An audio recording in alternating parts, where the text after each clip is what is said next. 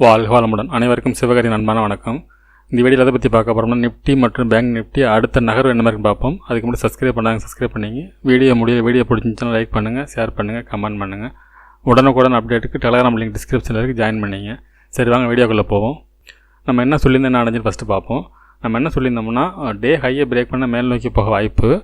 ஒருவேளை இந்த சேனலுக்குள்ளே இருந்துச்சுன்னா மார்க்கெட்டை பொறுத்தளவுக்கு அந்த சேனலில் சப்போர்ட் எடுத்து அந்த 21,400 இந்த ரேஞ்சில் மார்க்கெட் டவுன் ஆகும் அப்படிங்கிற மாதிரி சொல்லியிருந்தோம். மார்க்கெட்டை பொறுத்தளவுக்கு பெருசாக மேலே போக வாய்ப்பு இல்லை, ஒரு சேனல்லேருந்து மேலே போக வாய்ப்புன்னு சொல்லியிருந்தோம். சேனலை தொட்டால் மார்க்கெட் மேலே போக வாய்ப்பு இருக்கும். இது மேலே போனாலும் இந்த சேனலை பிரேக் பண்ணாது அப்படிங்கிற மாதிரி தான் நான் வீடியோவில் சொல்லியிருந்தேன். ஆனால் நான் சொன்ன மாதிரி இந்த இடத்துல நடக்கல. ஆனால் சேனல்லேருந்து சப்போர்ட் எடுத்து மேலே போணுச்சு ஒழிஞ்சு மார்க்கெட் நம்ம சொன்ன மாதிரி கிளியராக நடந்துச்சுன்னு சொல்ல முடியாது. ஓகே, பேங்க் நிஃப்டி என்ன மாதிரி நடந்துச்சுன்னு பார்ப்போம். பேங்க் நிஃப்டி என்ன பண்ணியிருந்தோம், நேற்று சேனலில் பிரேக் பண்ணிவிட்டு, ஆனால் மார்க்கெட்டை பொறுத்தளவுக்கு இந்த ட்ரெண்ட் லைன் மேலே இருந்தால் மார்க்கெட் மேல் நோக்கி போக வாய்ப்பாக இருக்கும்.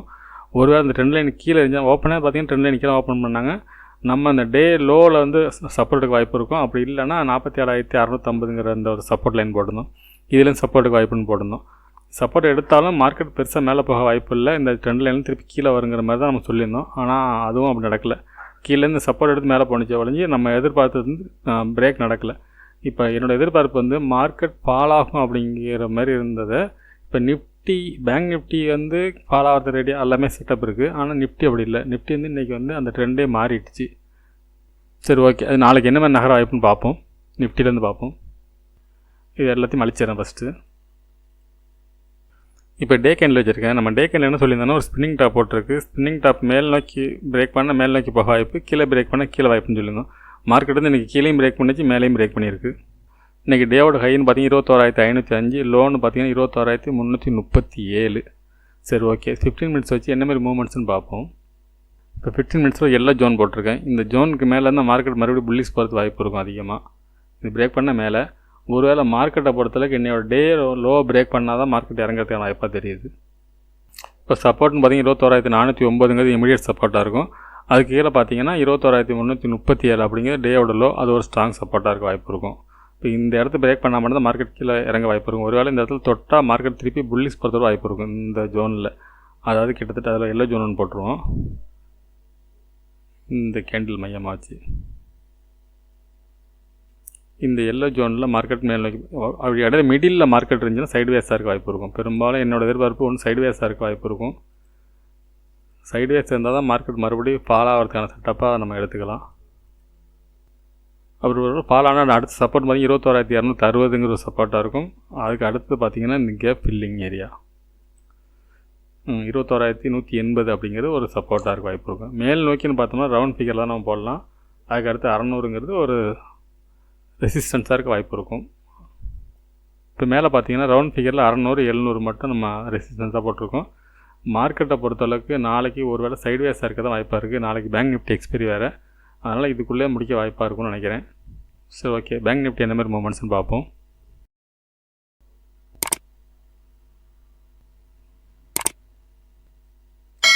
ஃப்ரெண்ட்ஸ், பேங்க் நிஃப்டி வச்சுருக்கோம். இப்போ எல்லாத்தையும் ரிமூவ் பண்ணணும் ஃபஸ்ட்டு. இப்போ டே கேண்டில் என்ன மாதிரி மூமெண்ட்ஸ்னு பார்ப்போம் ஃபஸ்ட்டு. இப்போ டே கேண்டில் பொறுத்தளவுக்கு பார்த்தோம்னா நேற்றோட க்ளோசிங் தான் இன்றைக்கும் க்ளோசிங்காக இருக்குது. ஒரு பெரிய மாற்றம் இல்லை. மார்க்கெட் இறங்கினாலும் அப் சைடில் முடிச்சிருக்காங்க. இறங்கினதுலேருந்து மேலே முடிஞ்சிருக்கு.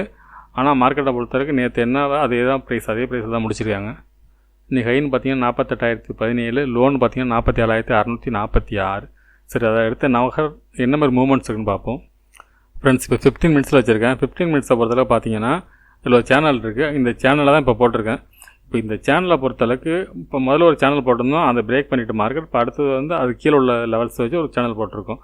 இப்போ இந்த இடத்த பிரேக் பண்ணிச்சுன்னா அந்த சேனலோட லோ, அதாவது 47,450, 400 இந்த ரேஞ்சு பிரேக் பண்ணால் மார்க்கெட் ஃபால் ஆக வாய்ப்பாக இருக்கும்.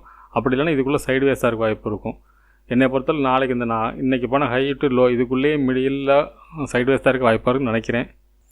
ஒருவேளை டே ஹையை பிரேக் பண்ணால் மார்க்கெட்டை பொறுத்தவரைக்கும் இந்த சேனல் வரைக்கும் போக வாய்ப்பாக இருக்கும். 48,400 அந்த ரேஞ்ச் வரைக்கும், 48,450 வரைக்கும் போகிறதுக்கு வாய்ப்பு இருக்கும். இந்த சேனலில் ஒட்டி மார்க்கெட் ஃப்ளாட்டாக ஓப்பன் ஆனால் கேப்பாக பிரிஞ்சுன்னா மார்க்கெட் மேல் நோக்கி போக வாய்ப்பாக இருக்கும். அப்படி இல்லாத பட்சத்தில் மார்க்கெட் ஒன்று சைட்வேஸாக இருக்கும். டவுனில் ரொம்ப, அதாவது 47,450 பிரேக் இந்த சேனல் பிரேக் பண்ணால் மட்டும்தான் மார்க்கெட் இறங்கிறதுக்கு வாய்ப்பாக இருக்கும். இப்போ லெவல்ஸ்னு பார்த்தோம்னா இப்போ 47,395 அப்படிங்கிறது ஒரு சப்போர்ட்டாக இருக்க வாய்ப்பு இருக்கும். அதுக்கு கீழே அப்படின்னு பார்த்தோம்னா 46,944 தான் அடுத்து ஸ்ட்ராங் சப்போர்ட்னா இந்த இடம் தான் வருது. இதுக்கெல்லாம் இந்த சேனலில் பிரேக் பண்ணால் இந்த அளவுக்கு இறங்குறதுக்கு கூட வாய்ப்பு இருக்கும். ஆனால் நாளைய பொறுத்தளவுக்கு இந்த சைடு வேஸாக இருக்கிறது வாய்ப்பாக எனக்கு தோணுது. பேங்க் நிஃப்டி அந்த மாதிரி தான் இருக்குது, அதனால் சொல்கிறேன். ஒருவேளை கேப் அப் இருந்தால் ஒன்றும் செய்ய முடியாது. கேப் அப் இல்லாத பட்சத்தில் மார்க்கெட் ஃப்ளாட்டாக ஓப்பன் ஆனால் இதுக்குள்ளே சைடு வேஸாக இருக்க வாய்ப்பு இருக்கும்.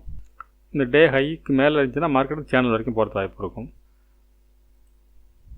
ஓகே ஃப்ரெண்ட்ஸ், இப்போ வீடியோ கிளியராக சொல்கிற மாதிரி பேட்டர்னில் இல்லை.